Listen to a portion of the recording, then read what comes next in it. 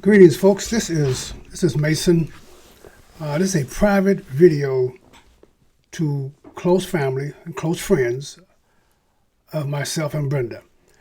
I have not done an update on Brynda's condition for a long time, mainly because there wasn't a lot to talk about. But today, Brynda asked me to do a video, not a text message, not an email, but a video to all of her friends and to all of her family. She's not doing that well. She's not doing well at all. And we're trying to discover what's going on, but I wanted her friends to know. She has a lot of support, a lot of love. You know Brynda, everyone loves her. But there's conditions that have changed. Give a little background. Some of you may not know. 2004, 2005, Brynda came down with breast cancer, and she became the first person in our family to survive breast cancer. I never doubted for a minute she was going to survive, and she did. She beat it. A few years later, about 10 years later, she had congestive heart failure due to probably the chemo she got in the breast cancer treatment. It weakened her heart muscles, so she had to get a pacemaker installed here in Missouri. So that was done in 2014. In 2018, I noticed a big difference in her body. And we spent 3 months, trying to find the cause of the problem. We finally discovered that she was diagnosed in June, right before her birthday, with stage 4 inoperable pancreatic cancer, a very severe form of cancer that most people do not survive. And Brynda, being a fighter, we just didn't care about the statistics, and we went at it. Her initial response was very positive. The cancer markers, they call them CA-19, went from 48,000 down to 900. Her condition was under control. The cancer actually reduced by half. It did spread. It spread to her pelvis, to her bones. But she was on top of this. She was doing great. But she had lost 52 pounds before we had discovered this cancer. Over a year, she had lost 52 pounds, about a pound a week. Very slow, methodical, and it creeped up on us. When we finally discovered it, it was at stage 4. So that went on for a year or so. Brynda was able to drive. She was able to travel with me. We went to Washington, D.C., went Mother's Day in Fort Lauderdale. And she was able to get along and speak and take care of herself. But lately, there's some changes. And I want to keep you guys informed of this. Her abdomen has begun to gather fluids. And we've had it drained a couple of times, and it was great. It stayed drained for months. But now it stayed drained for days. And now they would drain her, and the next day she's big again. It got to be such a problem, they've now bring a nurse to our home who drains her manually every other day.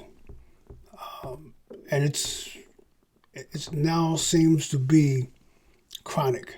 It comes back quickly.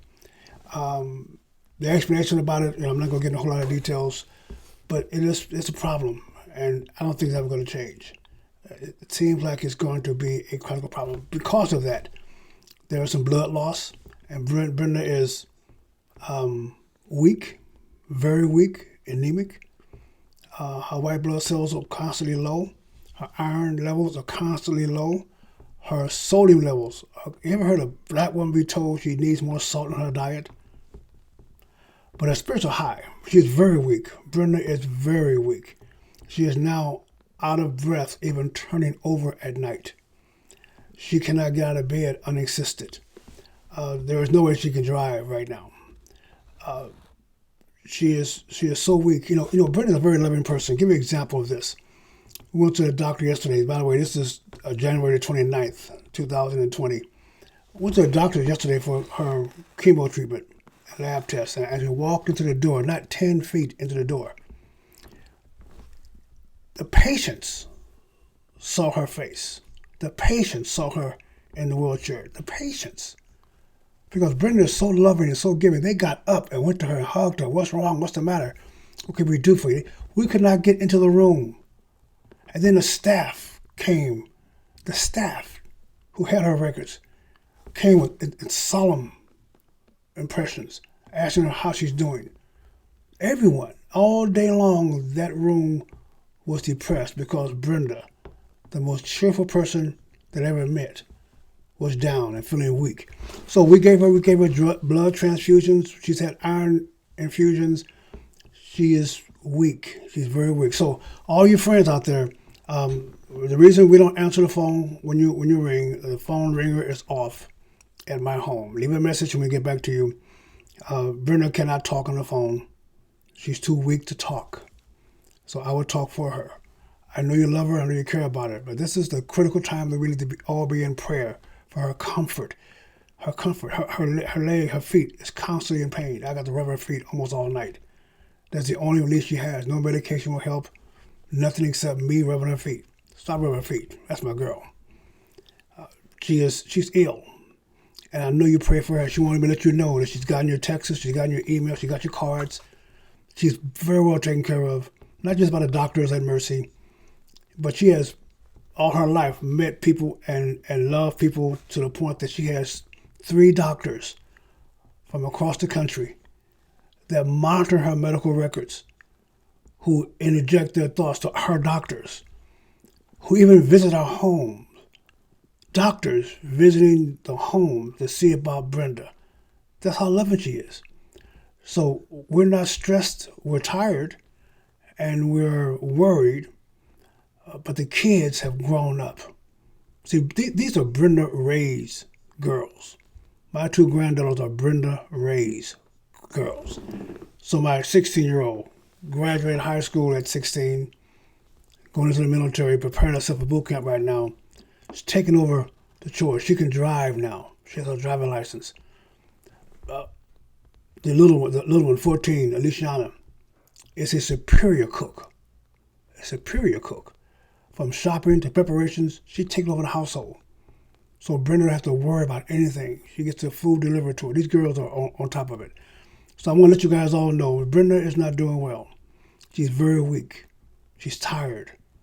We're giving her blood. We're draining her body. But this monster has got her down. But God's in control.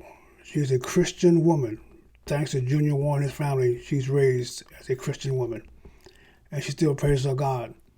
But she doesn't want to leave her husband. She doesn't want to leave her grandkids. She doesn't want to leave here. But I wanted all her friends to know it's time to pray for her strength and her courage and mine as we go through this. I'm not trying to shut anybody off. I'm not trying to shut anybody out. I love you guys. You're my family. You're the only family that I have. I'm honest about this. So my number is 760-535-2640. My email either Clarence A. Mason at Clarence A. Mason, my real name, or my stage name, as you all know, Mason Weaver at masonweaver.com. Contact me, call me, text me. I'll be glad to answer your questions for you.